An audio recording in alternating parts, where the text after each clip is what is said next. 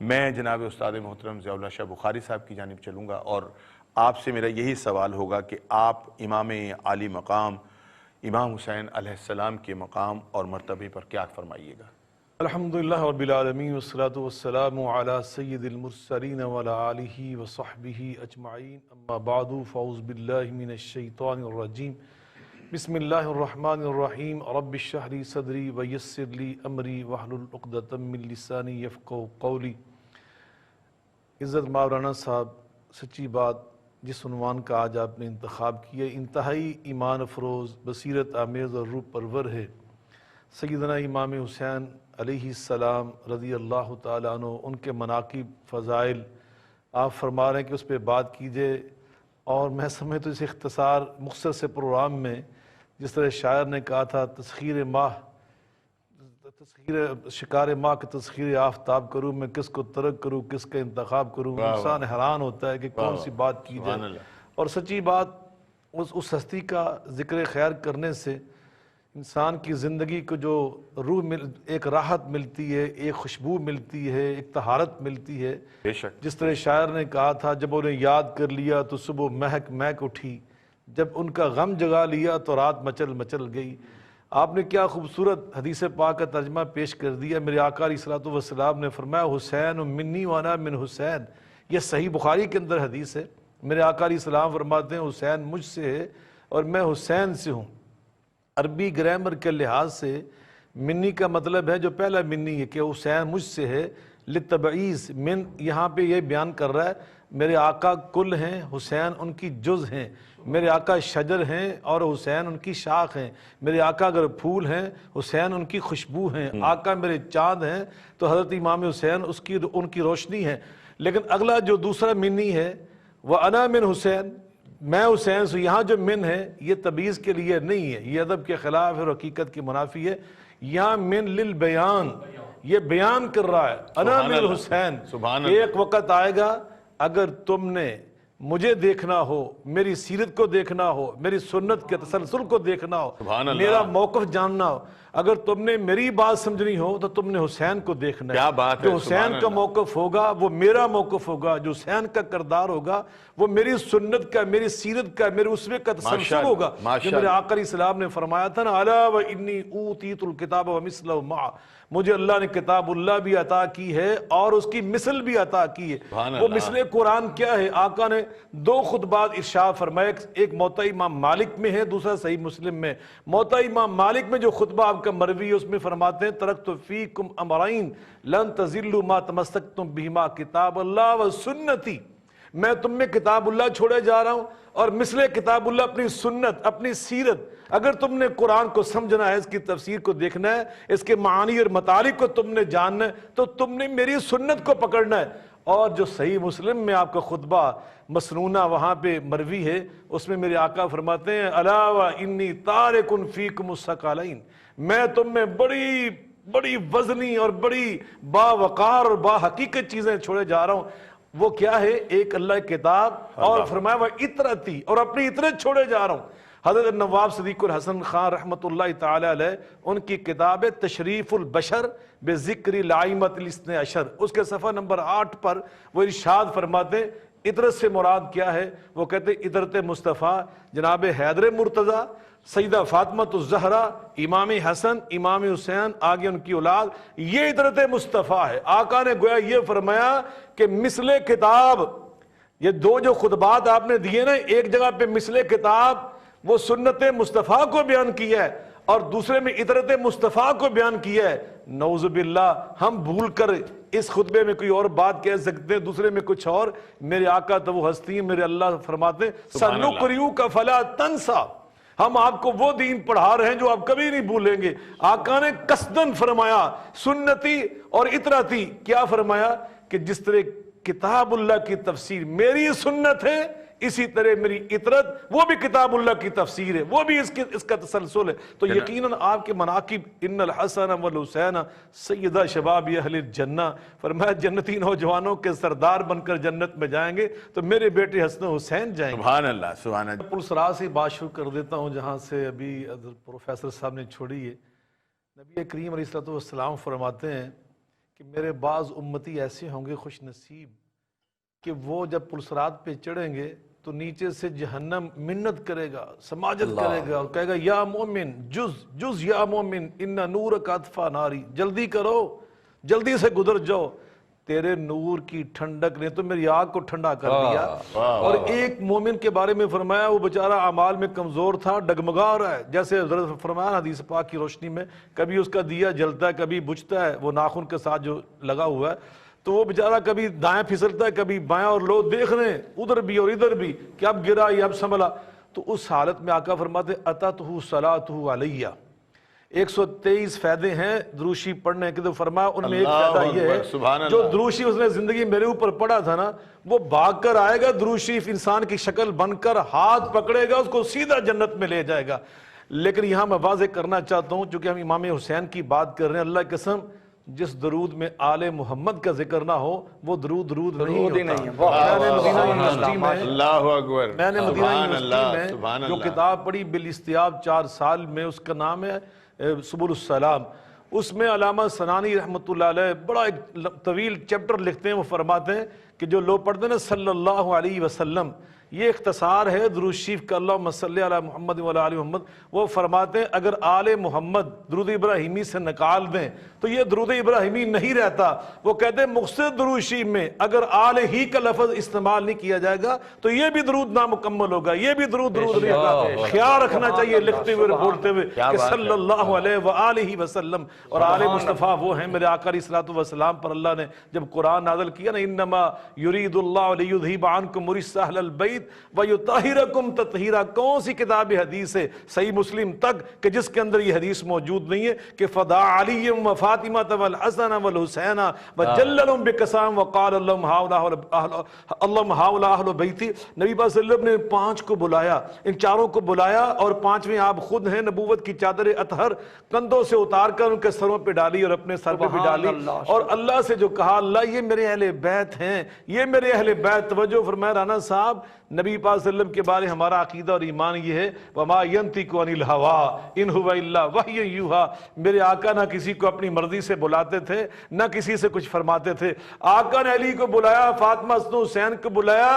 اپنی مرضی سے نہیں بلایا، اللہ کی مرضی سے بلایا۔ نبوت کی چادر مبارک ان کے مبارک سروں پہ ڈالی تو اپنی مرضی اور منشا سے نہیں ڈالی، اللہ کے حکم سے ڈالی۔ اور یہ جو فرمایا نا یہ میرے اہل بیت ہیں، یہ بھی اپنی منشا سے نہیں فرمایا، یہ بھی رب ذوالجلال کی مرضی سے فرمایا، اور دنیا کو یہ پیغام دے دیا یہ میرے اہل بیت اطہار ہیں جن کو اللہ نے پاک اور صاف کیا ہوا ہے۔ صاحب میں اہل بیت کا جب ذکر آیا، میرے ماں باپ میرا سب کچھ ان پر قربان۔ سبحان اللہ۔ اہل بیت میں ازواج مطہرات آتی ہیں بلا شبہ نبی پاک، یہ جو ساری آیات بینات ہیں، مگر میں واضح کرنا چاہتا ہوں قرآن پاک میں اللہ نے انہی آیات میں فرمایا یا نساء نبی لستن کاحد من النساء ان اتقیتن فلا تخضعن بالقول۔ یہ ساری آیات جو ہیں ان کے ساتھ مخاطب ہیں وَاذْكُرْنَ مَا يُتْلَى فِي بُيُوتِكُنَّ مِنْ آیات اللہ والحکمہ۔ لیکن میں یہاں ایک واضح کر دینا چاہتا ہوں، یہ جو لوگ کہتے ہیں نا کہ حضرت امام حسن، امام حسین، حضرت علی المرتضیٰ اور سیدہ فاطمہ الزہرا، ان کو قرآن میں شامل نہیں کیا گیا اہل بیت میں، صرف حدیث پاک میں شامل کیا گیا۔ میں ان کو یہ واضح کرنا چاہتا ہوں، بے شک ہمارا ایمان ہے، جیسے ابھی پروفیسر صاحب نے فلیأتوا بحدیث مثلہ کے تحت فرمایا تھا، حدیث نبوی بھی ہماری اسی طرح حجت ہے جیسے قرآن۔ مگر میں یہاں کہتا ہوں اسی آیت مبارکہ پہ غور کریں، پچھلی آیات پہ غور کریں، جتنے یہاں پہ سیغے اور ضمائر ہیں نا وہ سب مؤنث کے ہیں۔ یا نساء النبی لستن، فرمایا وَقَرْنَ فِي بُيُوتِكُنَّ فَلَا تَخْضَعْنَ بِالْقَوْلِ، یہ سارے سیغے وَاذْكُرْنَ مَا يُتْلَى فِي بُيُوتِكُنَّ، یہ سارے سیغے اور ضمائر یہ مؤنث کے، اس لیے کہ امہات المومنین ہیں، ہماری مائیں ہیں، ازواج مطہرات ہیں۔ لیکن جب آیات تطہیر آئی نا اس کے الفاظ میں غور کریں، اللہ فرماتے ہیں انما یرید اللہ لیذھب عنکم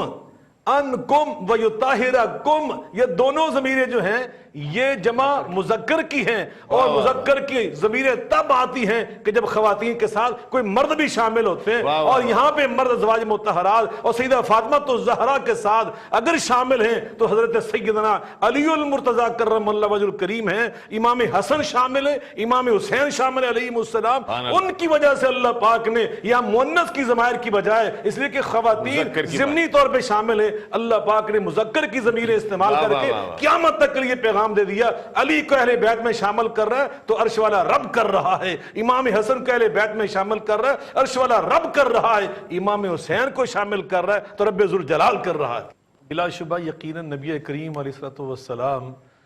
آپ کو دیکھ کر ہی ایک دفعہ حضرت ابوبکر صدیق رضی اللہ عنہ اپنے دور خلافت میں ایسا ہی منظر دیکھ کر حضرت کہا، پوچھا نا امام حسن کو اپنے کندھے پہ بٹھا لیا، اور کیا الفاظ کے جامع ترمذی میں وہ مروی ہیں، کہا کہ میرے ماں باپ تجھ پہ قربان جائیں، ذرا اندازہ لگائیں۔ یہ ہے صحابہ کا طرز عمل جس کو آج اپنانے کی ہمیں ضرورت ہے۔ کہا امام حسن کو مخاطب کر کے کہ میرے ماں باپ تجھ پہ قربان جائیں، شبیہم بالنبی لا شبیہم بعلی وعلی یضحک،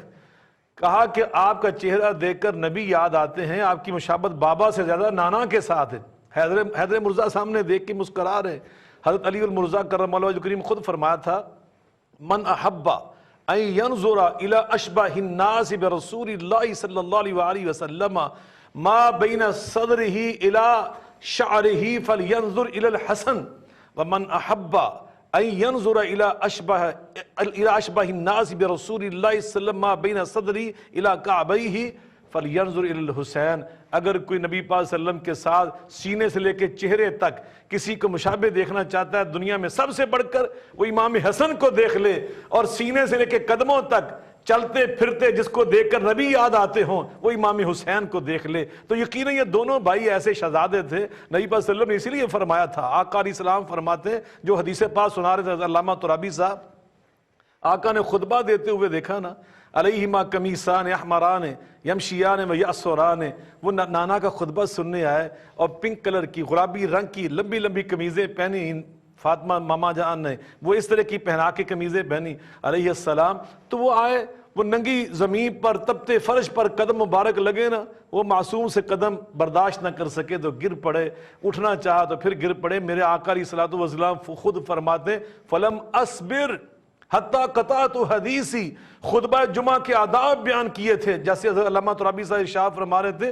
آقا نے وہ جو سارے آداب امت کو سکھائے تھے آج دنیا نے دیکھا، آقا نے خود خطبہ ہی چھوڑ دیا، ممبر چھوڑ دیا، صفحے چیرنا منع کیا تھا، ساری صفحے چیری، خود جا کے اٹھا کے لائے، سامنے لا کے بٹھایا، دوبارہ خطبہ شروع کیا، اور دنیا کو کیا پیغام دیا۔ علیہما قمیصان احمران، آقا فرماتے ہما ریحانتا یا من الدنیا یشمہما و یضمہما، ایک روایت میں اشمہما و ازمہما، فرمایا میرے آقا علیہ السلام فرماتے ہیں یہ میرے پھول ہیں، پھول، مجھے ان سے خوشبو آتی ہے، میں ان کو سونگتا ہوں، مجھے یہاں سے خوشبو ملتی ہے۔ علامہ اقبال مجھے یاد آئے فرماتے ہیں، ایک بھی پتی اگر کم ہو تو وہ گل گل ہی نہیں، ایک بھی پتی اگر کم ہو وہ گل گل ہی نہیں، جو خزان دیدہ ہو بلبل وہ بلبل ہی نہیں۔ وہ فرماتے ہیں اگر کسی پھول سے ایک پتی جڑ جائے تو میری طبع نزاکت پہ بڑا گراں گزرتا ہے، اب اس ناقص اور عیب دار پھول کو میں پھول اور گل کہنے کے لیے تیار نہیں ہوتا۔ تو جب امام حضرت علامہ اقبال جیسا نبی پاک صلی اللہ علیہ وسلم کا ایک امتی اس کی نزاکت کا حال یہ ہے، تو میں حیدر مرتضیٰ کے آقا حضرت کائنات کے سردار محمد مصطفیٰ علیہ السلام کی بات کر رہا ہوں۔ میرے آقا فرماتے ہیں یہ میرے پھول ہیں، ان کے اندر اس لیے فرمایا یہ نبوت کے پھول ہیں کہ انسانی ساری خوبیاں موجود تھی۔ ابھی علامہ صاحب جو فرما رہے تھے پروفیسر صاحب، وہ ساری خوبیاں وہاں پر، صداقت بھی تھی، عدالت بھی تھی، شجاعت بھی تھی، سخاوت بھی تھی، بصارت بھی تھی، عبادت بھی تھی، ریاضت بھی تھی، وہاں پر توجہ فرمائیے گا، وہاں زہد و اقبال بھی تھا، تقوی اور ورع بھی تھا، وہاں پہ للہیت بھی تھی، اخلاص بھی تھا، یہ ساری خوبیاں وہاں پہ موجود تھی، سارے اوصاف حمیدہ وہاں موجود تھے۔ اس لیے میرے آقا نے فرمایا یہ میرے پھول ہے۔ علامہ ذہبی رحمۃ اللہ علیہ کا جملہ سنا کے اجازت چاہتا ہوں، فرماتے هو الامام، سیر اعلام النبلاء میں هو الامام الشریف الکامل، یہ جو امام حسن امام حسین فرماتے ہیں یہ کامل امام ہیں، عام امام نہیں ہے، اور سید امام ہے۔ بلا شبہ رانا صاحب حضرت سیدنا ابو ہریرہ رضی اللہ تعالیٰ عنہ خود راوی ہیں، اور حضرت علامہ البانی رحمۃ اللہ تعالیٰ علیہ نے سلسلۃ الاحادیث الصحیحہ میں ان روایات کو نقل کر کے صحت اس کی کا ثبوت دیا ہے۔ وہ فرماتے ہیں کہ نبی پاک صلی اللہ علیہ وسلم نماز ظہر پڑھا رہے تھے، حسنین کریم میں دونوں آئے شہزادے، اور آ کر سیدھا صفوں سے آگے گزرتے ہوئے نانا جان کے پاس پہنچے، آپ سجدے کی حالت میں تھے، وہ دونوں آ کر آپ کی کمر مبارک پر بیٹھ گئے۔ آقا علیہ الصلوۃ والسلام نے سجدہ لمبا کیا، پیچھے سے کچھ صحابہ آئے، انہوں نے جب یہ منظر دیکھا نا کہ جماعت ہو رہی ہے، فردی جماعت ہے، فردی نماز کی جماعت ہو رہی ہے، آقا علیہ الصلوۃ والسلام ان کی وجہ سے سجدہ لمبا کیے ہوئے ہیں، تو انہوں نے کوئی آواز نہیں دی، انہوں نے نام لے کے پکارا نہیں ہے، ڈانٹا نہیں ہے، جھڑکا نہیں ہے، انہوں نے بس جیسے شیشی کر کے آواز نکال کر نا ان کو ہٹانا چاہا اشارے سے۔ میرے آقا علیہ السلام نے سن لیا، میرے آقا علیہ الصلوۃ والسلام نے خیر سجدہ لمبا کیا، پھر آخر میں اخذہما اخذ الرقیقا، آپ نے ان کو بڑی نرمی کے ساتھ، رقیق کا مطلب ہوتا ہے نرمی، نرمی کے ساتھ ان کو پکڑ کر نیچے اتارا، سجدے سر مبارک اٹھایا، اگلے سجدے میں آپ جب تشریف لے گئے وہ دوبارہ بیٹھ گئے، پھر آپ نے لمبا سجدہ کیا، جب سلام پھیرا نا آپ نے تو آپ نے حیدر مرزا کو متوجہ کر کے مخاطب کر کے جھڑکا نہیں ہے کہ تمہیں خیال نہیں آتا کہ جب جماعت کھڑی ہو جاتی ہے ان کو گھر میں رکھا کرو، سیدہ فاطمہ الزہرا سلام اللہ علیہ ان کو پیغام نہیں بھیجا کہ یہ نماز میری جو ہے یہ نہیں کہا، بلکہ ان دونوں کو گود مبارک میں بٹھا کر ایک کو دائیں جانب ایک کو بائیں جانب، آقا علیہ الصلوۃ والسلام نے ان صحابہ کو مخاطب فرمایا جو نے آواز نکالی تھی کہ آئندہ تم اگر ایسا دیکھو تو تم نے ایسی آواز بھی نہیں نکالنی، تم نے ان کو ڈسٹرب نہیں دوبارہ کرنا۔ اور وہاں آپ نے فرمایا من احبنی، تم میں سے جو میرے ساتھ محبت کرنا چاہتا ہے فَلْيُحِبَّ هَذَيْنِ، اس پہ فرض ہے وہ ان دونوں کے ساتھ محبت کرے۔ سنن ابن ماجہ کے اندر صحیح حدیث موجود ہے، میرے آقا فرماتے ہیں من احب الحسن والحسین فقد احبنی ومن ابغضہما فقد ابغضنی، جو حسن و حسین سے محبت کرتا ہے وہی میرے ساتھ محبت کرتا ہے، جو ان سے بغض رکھتا ہے، بغض سن لے، جو ان کے ساتھ بغض رکھتا ہے، اللہ کی قسم میرے آقا فرماتے ہیں اس کے دل میں میرا بغض ہے۔ اور آقا نے پھر قسم اٹھا کے فرمایا والذی نفسی بیدہ لا یبغضنا اہل البیت احد الا ادخلہ اللہ النار، میں اس اللہ کی قسم اٹھا کر کہتا ہوں جس قبضہ قدرت میں میری جان ہے، ہم میں ہمارے اہل بیت سے جو بغض رکھے گا، اللہ کی قسم اٹھا کے کہتا ہوں وہ ضرور جہنم میں جائے گا۔